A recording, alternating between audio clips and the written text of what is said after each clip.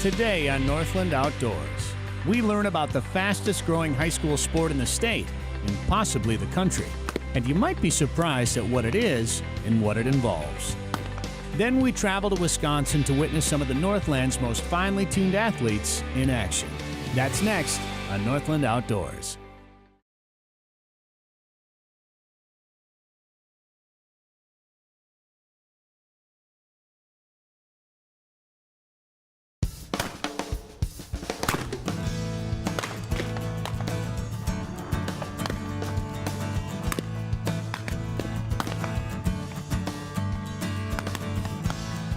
It's the fastest growing high school sport in the state of Minnesota and maybe even the country. 3 dozen new teams were formed in 2016, joining over 300 other teams comprised of over 10,000 student athletes. It's bigger than hockey in the state of hockey.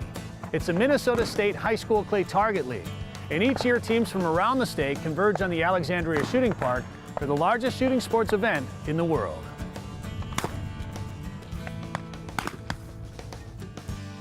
We have 6,913 students registered to be here, and that's pretty typical because we have 10,361 kids in Minnesota in the program. Jim Sable is considered the father of the Minnesota State High School Clay Target League. When I retired in 2000, I started spending more time at the Plymouth Gun Club, where I was a member, and I couldn't help but notice that I was one of the youngest members, and I was retired, and I thought, what does that tell you about our future? And our future was behind us unless we could attract young people and in large numbers. Jim joined forces with the DNR to create a survey of shooting clubs to try and find out if what he saw in Plymouth was happening all over the state. The results were alarming. 10% of the clubs in the state had already gone out of business. There was another 10% hanging on by a thread. And the average age of a member of a gun club in Minnesota was 60. That really told us that we needed to help the entire state attract young people. So Jim brought the idea of a high school trap team to Orono High School. From there, well, the growth was incredible. We got up to 6 schools in 1 year. The second year, that 6 went to 12.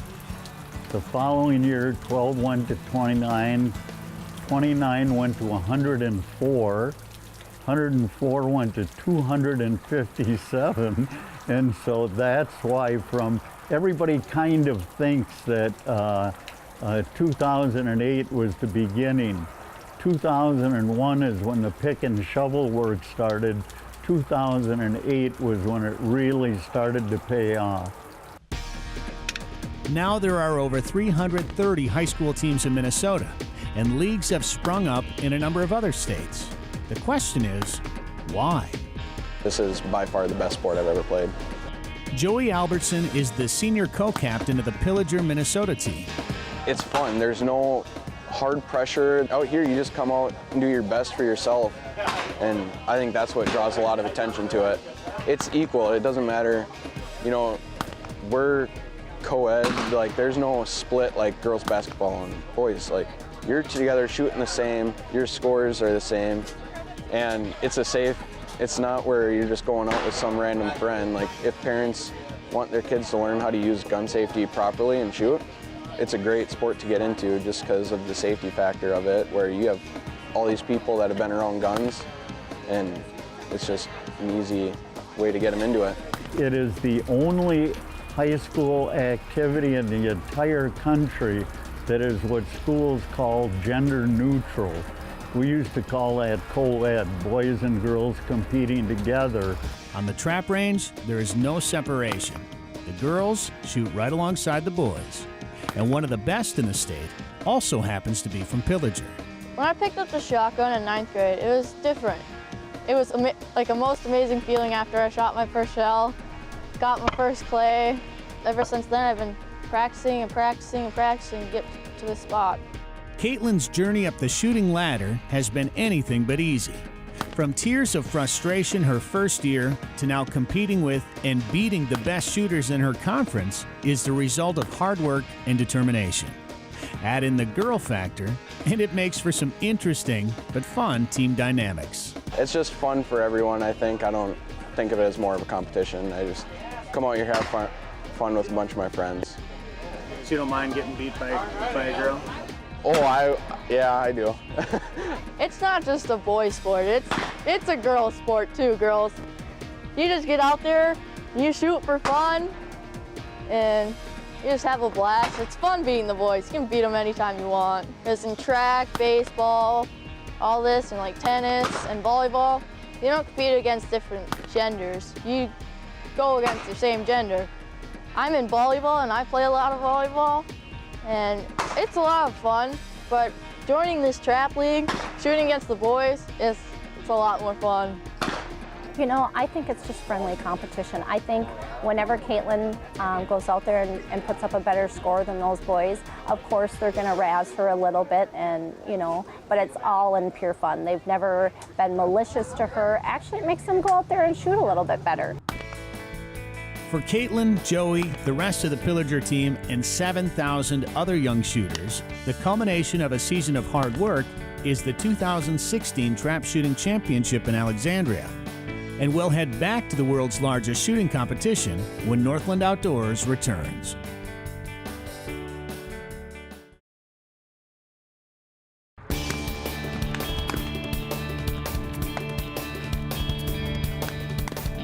This is the Alexandria Shooting Park in Alexandria, Minnesota.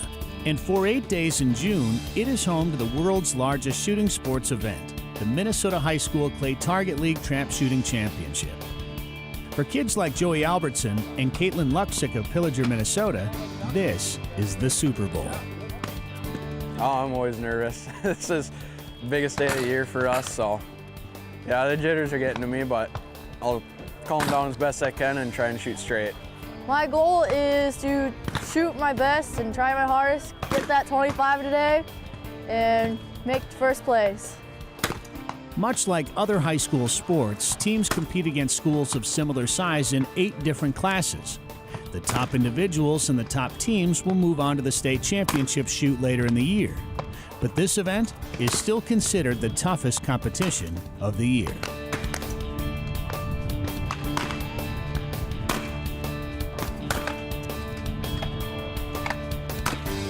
There is certainly a segment of the population that will cringe when you bring up the subject of kids and guns.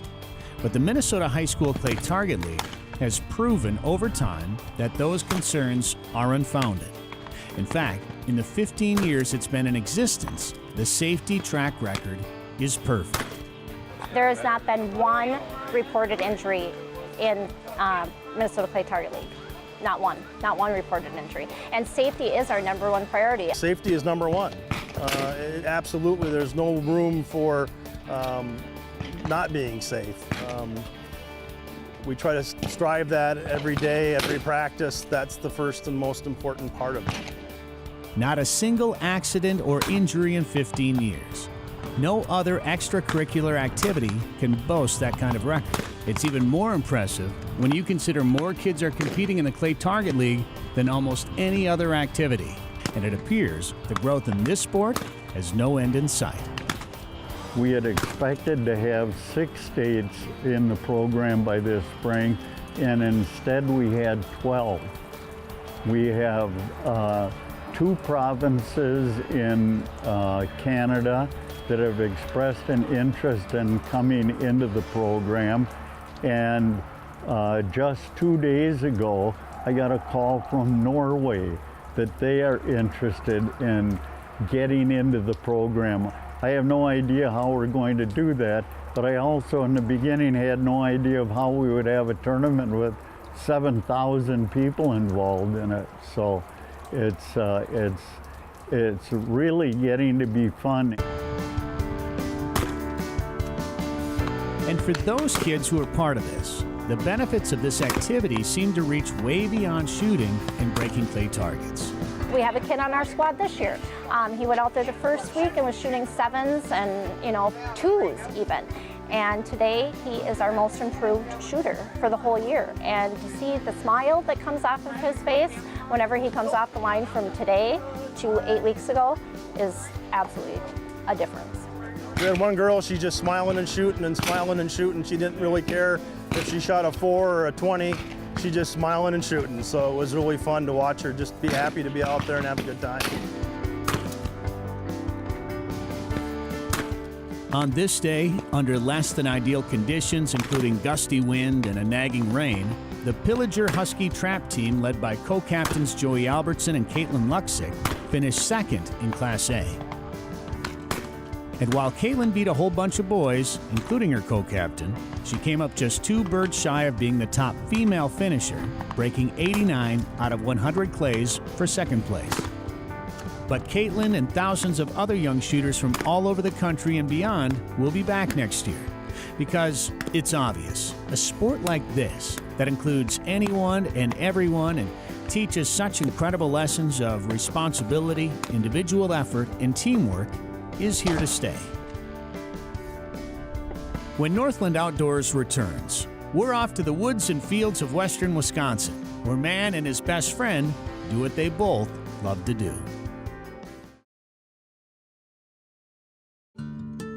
Welcome back to Northland Outdoors. This is a sunrise as only western Wisconsin can make it. A picture-perfect morning for those who love the outdoors and their four-legged partners. We're in Clear Lake, Wisconsin at the Nara Invitational. Now, Nara stands for the North American Hunting Retriever Association. Dogs and their handlers have traveled from all over the country to show off their retrieving skills. What's at the heart of today's activities is that bond between hunter and their hunting dog, and yet another chance to do what they love to do most without having to wait until October. Nara is a group that is dedicated to developing hunting retrievers as conservation tools. Our mission is to educate, promote, and train dogs to be the best that they can be in the field, whether it be upland or waterfowl. This is our 2016 Nara Invitational. This is an annual event, rotates through regions each year, and we happen to have it in the central region this year. And this is where dogs that are at the master hunting retriever level or above qualify. In order to qualify, they must receive the master hunting retriever title or above, which could be a grandmaster hunting retriever or a grandmaster hunting retriever champion, which is a dog that has passed at that highest level at least 50 times at that master level. And we have some of those here.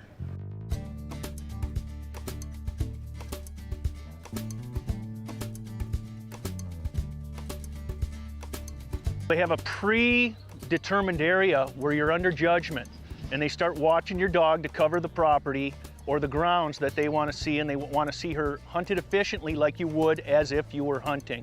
And they've salted the field with birds, so there's bird scent in the field, and oftentimes there's birds on the ground for the dogs to find. So that also excites them. So when they get out to the area where they're going to be having to perform a sit to flush because there's a live bird coming out of a box, you walk up with the judges and gunners at your side or behind you, and when the dog becomes birdie as it gets close to the box, and you can recognize it when it scents the birds, they'll launch that bird. They'll shoot it out of the air. The dog needs to be steady to flush. They'll release your dog, so it's a 1 or 2 or 3 count before your dog is sent to retrieve the bird.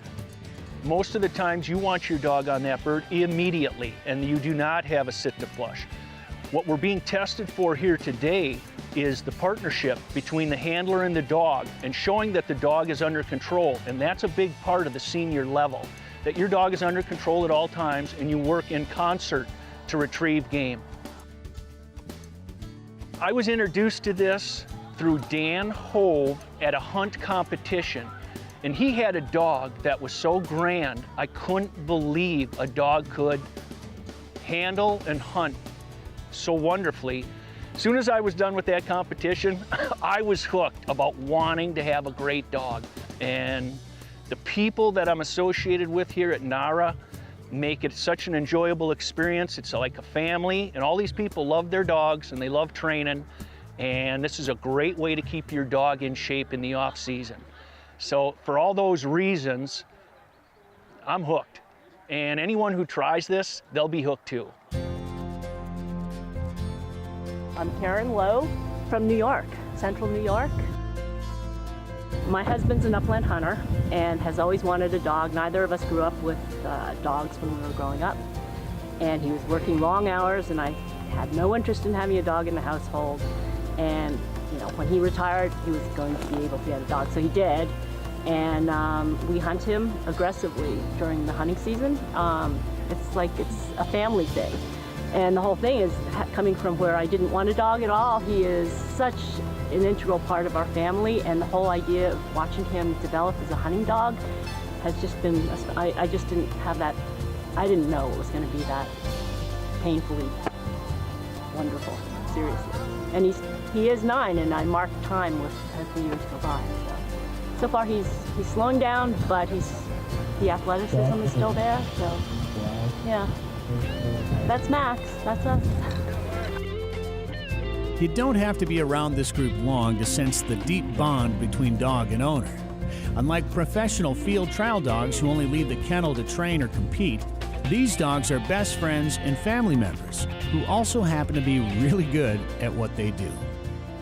We'll see more of the best retrievers in the country in action when we come back.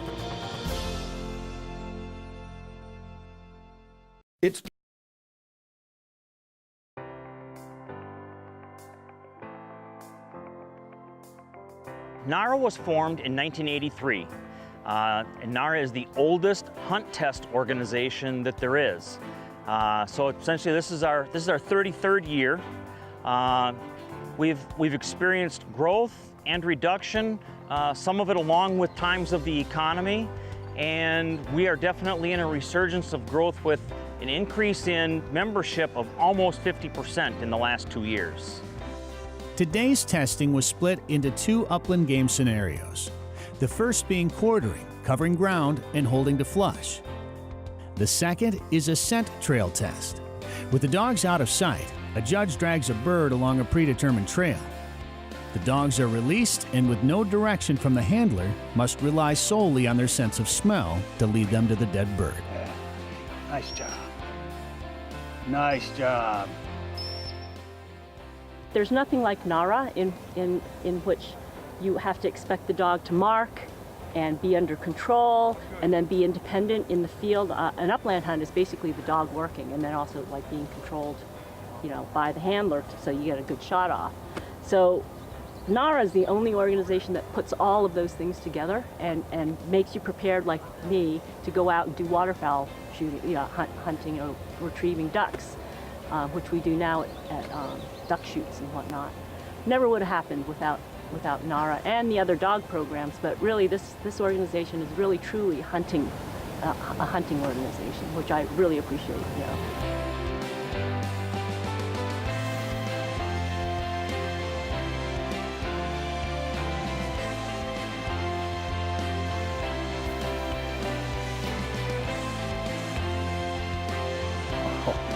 Right on it.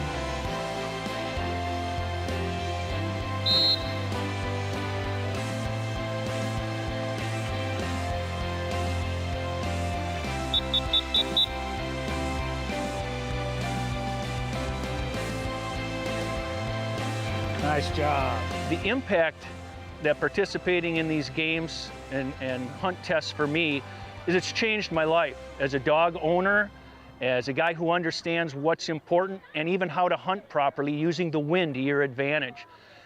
Nara and dog training and having dogs has really changed my life, and it's all for the better.